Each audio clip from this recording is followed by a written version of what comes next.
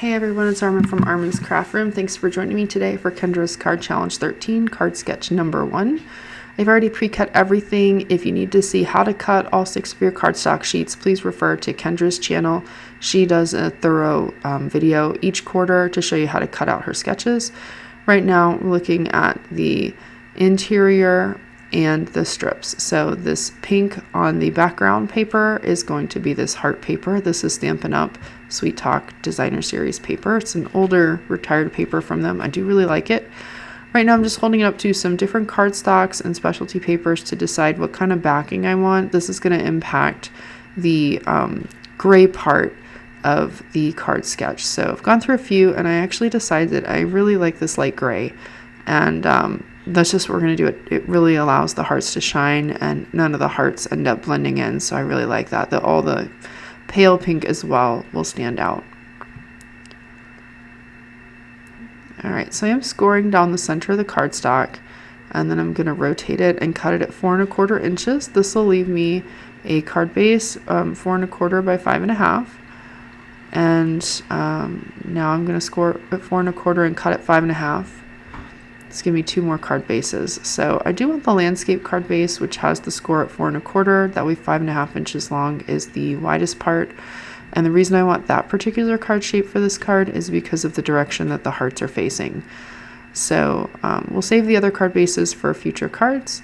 And now we're going to focus on those little tiny 1/4 inch strips.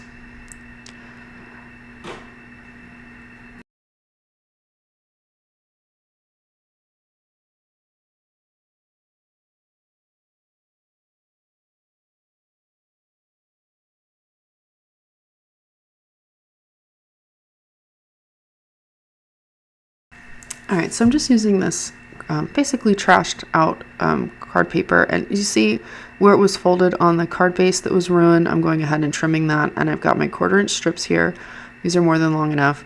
I will tell you in advance, I did not do this the easiest way possible on this video, so there's definitely going to be an easier way to do that, and I'll try to talk you through it as you watch me mess it up.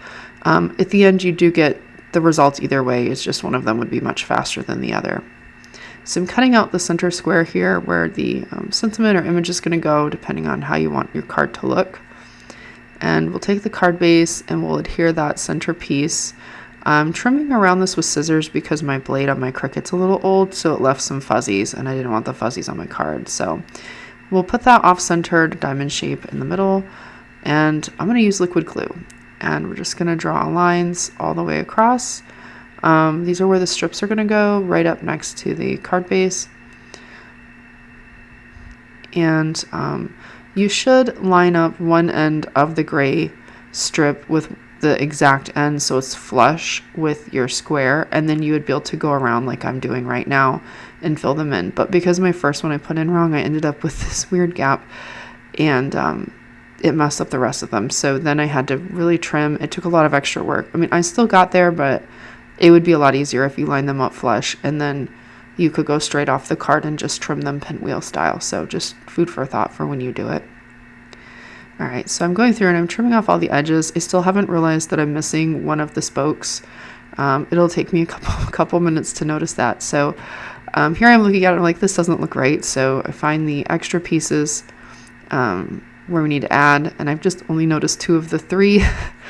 So by the end the card does end up right, but it took me a few minutes where I'm like, this just isn't right. Alright, so still looking at it, didn't notice. It's a lot harder to fix this once it's adhered to the card base, so definitely pay better attention than I did. And now I'm going, as I wipe the glue off, I'm realizing that I missed an entire section here, so I'm going to go ahead and trim this up, and it's a lot harder to do it once you've glued the base, because it's a lot harder to trim the piece to the exact right size, so there's a little bit of finesse there. But like I said, in the end, I did get to the right spot. There's just a lot more seams than would have been. And at some point, I might put a similar card on the channel just done correctly so you can see the easy way to do it. But that is the more challenging way to do it. And there we go. All of these hearts, these are the Eyelet heart dies from Pretty Pink Posh and the stitched heart dies from Pretty Pink Posh. That's cut out in the vellum and the red.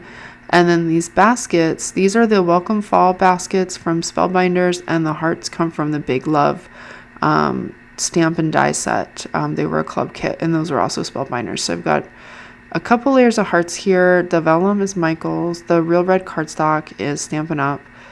Same as all the other cardstock on the card. And then the die cuts there are going to be for the basket, and the hearts, the little hearts, are going to be Spellbinders. And I'm flipping through a sentiment cup here. I just stamped and letter pressed and embossed a ton of sentiments, mostly all anniversary Valentine's Day love theme, because I need to make a lot of Valentine's cards. So if you're making a lot, I recommend picking out a color scheme that you think you're going to stick with for all the cards and making a ton of sentiments. And I'm going to pop up my basket pre-made die cut onto some foam strips. These are 3mm high foam. I really do like tall cards, so I buy the giant foams. They do sell 1 and 2 millimeters as well, which can be useful if you don't want a lot of height or if you want multiple heights on your card. But I do like the really tall stuff, and so this card's pretty hefty when it's done. As you can see, I have absolutely no fear of using the foam. I always use a ton of foam on my cards. Absolutely love the product.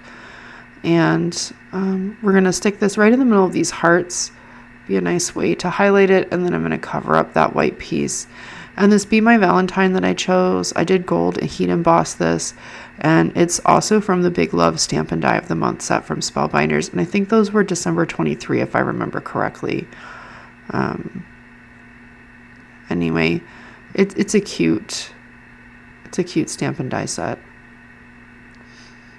And at this point, I'm just cutting out an interior for the card, and again, trimming off the fuzzies, trying to extend the life of my blade where possible.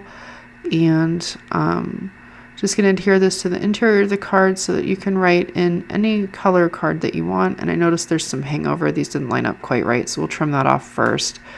The reason you want to trim off any excess hangover is because then it'll help you line up the interior properly. And I decided I didn't want to leave it blank, so I've got a stitched heart die from Pretty Pink Posh in the real red cardstock from Stampin' Up! On there. And I've got a few of the Melon Mambo hearts that are from the Spellbinders Big Love Stamp and Die set.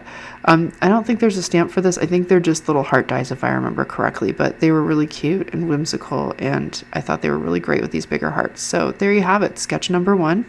If you enjoyed this video, please leave a thumbs up, letting YouTube know you liked it, and consider subscribing to see more tutorials and more card sketch shorts.